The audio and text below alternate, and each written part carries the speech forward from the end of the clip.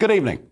I believe in freedom of choice. I've always believed in freedom of choice, and I have to say, for months, I've been sitting here warning you that what's going on across much of the Western world, much of the rest of the world too, is people are being divided up into the jabbed and the jab-nots, and a level of discrimination is being displayed against those who choose not to get vaccinated that is unacceptable. In places like Western Australia, the unvaccinated are virtually now living under house arrest. But it's been happening here too with the mandate, the vaccine mandate. First it came in the care sector. It's finished up with between 30 and 40,000 people leaving the care sector, a sector that was already struggling and short of people. And now we're making up numbers, bringing people in from all over the world who do not have, in many cases, the right level of qualifications and whose police records it's difficult for us to check. I don't want the same thing to happen to the National Health Service. And there is now a campaign. 100,000 people who work for the NHS, if they've not been fully vaccinated by the 1st of April, will lose their jobs. It is absolute madness in a service where we have 6 million people still waiting for operations and procedures, and that number rising every single week. Well, something changed, something quite big changed not that long ago, and it happened at King's in London. And it was Sajid Javid going around one of the wards asking people what they thought about the government's vaccine mandate. Here's what happened. What do you think of the new rule to require vaccination of all NHS staff? I'm not happy about that. So, you're not happy about it? Tell me. So I've had COVID at some point. Yeah. I've got antibodies. Yeah. I've been working on COVID ITU since the beginning. I have not had a vaccination. I did not want to have a vaccination. The vaccine's reducing transmission only for about 8 weeks with Delta. With Omicron, it's probably less. But that I would be dismissed if I don't have a vaccine. It's not. The science isn't strong enough. That's your view. And your views? Well, a somewhat stunned looking Sajid Javid there, but something very important happened in that moment. We began to have a debate. Well, the man in that interview was Dr. Steve James, a critical care consultant at King's, and he joins me this evening. Steve, good evening and welcome to the show. Evening, Nigel. Now, actually what you did was to get a lot of people talking online about what your reasons were, and you're now about to spearhead a legal challenge. You are the lead claimant. There are 8 of you, all medical professionals, and you're pushing for a judicial review, and we'll come in a moment to the legal arguments of that. But just for me, reiterate why you're reluctant. Because last night we had Dr. David Nichol on the programme, basically saying there's 100,000 of you work for the NHS and you're all cranks. So tell me why you're reluctant to have the vaccine. In the last 4 weeks, the UK government's data shows that if you're vaccinated, you're more likely to have had COVID-19 than if you're unvaccinated. So there isn't a scientific argument to say I would have been better off reducing infection or transmission by being vaccinated. That's just the starting point for now. There is an argument that says, and one that is argued very passionately by doctors that come on this programme and other programmes here at GBNews, that if you have had the vaccine and you catch COVID, you're much less likely to get ill. Yes, so we think that especially in the age group that's having the most problems, that the vaccine still reduces the serious consequences. But that's not the argument being made for why staff should have the vaccine. The argument there is that it's going to reduce transmission and infection rates. It doesn't do that. Yeah, and this actually is why I've been very reluctant. You know, I've had texts, phone calls, letters telling me I've got to get the booster, and I would get the booster. I'd happily go and get the booster if I thought by getting it I couldn't catch or spread the Omicron variant or whatever it may be.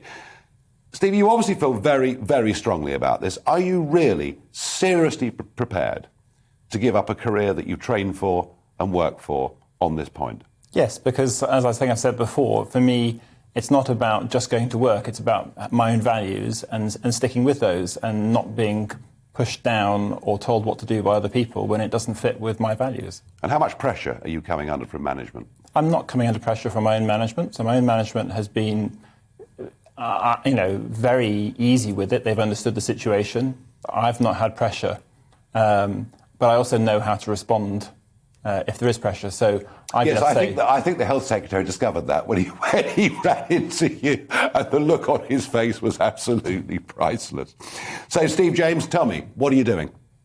Right now, we're working together with Stephen Jackson to put together... Stephen Jackson, lead solicitor at Jackson Osborne, and we'll come in a moment to the legal arguments. Just explain what you're about to try and do. We want to challenge the government to say that the laws they've made to put this mandate into place is not reasonable. It's not rational, based on the science, and it's inappropriate for the current situation. Very, very interesting indeed, and something for the government to think about. Stephen Jackson, please explain to the GB News audience, to all of us, what is judicial review? What does it mean? Well, I must say, I think Steve's almost explained it in a nutshell there already. What it's about is letting the government govern, the government manage the country on the instructions from the electorate. The courts don't interfere with that. As long as the government's acting within the powers given them by the people, then that's fine, they stay out of it. And if someone comes along in a busybody fashion to say, well, I think you've made the wrong decision, the court says, well, hold on a moment. We're not the managers. We don't interfere unless, and this is the judicial review, unless you can show that the government's decision was outside its powers or was irrational or unreasonable, perhaps because they took into account the wrong information or didn't take into account information they should have done. So they didn't inquire properly into what the evidence was. And so that's the judicial review process. It's simply saying what the government did was irrational or unreasonable. And so you quote back at them their own legislation, I presume?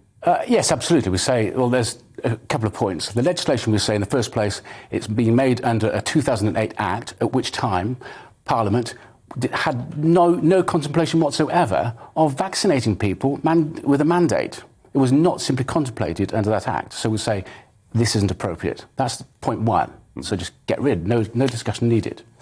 After that, it's a question of, well, actually, look at what you're doing. Will it actually achieve the purpose which you say it's supposed to do? And the purpose is to stop or prevent or reduce the spread of coronavirus and illness in the population. But, as Steve's alluded to already, when these vaccines are being shown not to prevent transmission, not to reduce it to any significant extent, and perhaps even to increase the spread, then they simply won't achieve their purpose. Gosh, I can imagine there are members of the government watching this now, horrified that we're even having an open, proper, democratic debate. But that's exactly what we are doing. Time is short, isn't it? Time is short. So how quickly will this process begin? Well, the courts are keen on procedure, rightly so. We don't rush into decisions. But 1st of April is the deadline when it seems people will lose their employment. So we'll be asking the court to deal with this ahead of the 1st of April. Yeah. And in your view, and I know that lawyers always give optimistic views, but in your view, can this be won? Yes, it can be won. I think there are already indications from the government, as you know, talking about pausing it. There's been, the Secretary of State has already said, he's admitted, vaccines, they simply don't work, not at least reduce hospitalisation. That's his own words. Professor Christopher Whitty said, even in December, well before these were actually signed off, he actually told Parliament, to the MPs through a lunchtime conversation, actually these vaccines have minimal effect on reducing on transmission. So with that in mind, I think the government's already alert, and we know they're alert to the challenge which is rising in the court. Well, thank you, both of you, for coming here on GB News, giving us a broadcast exclusive on this.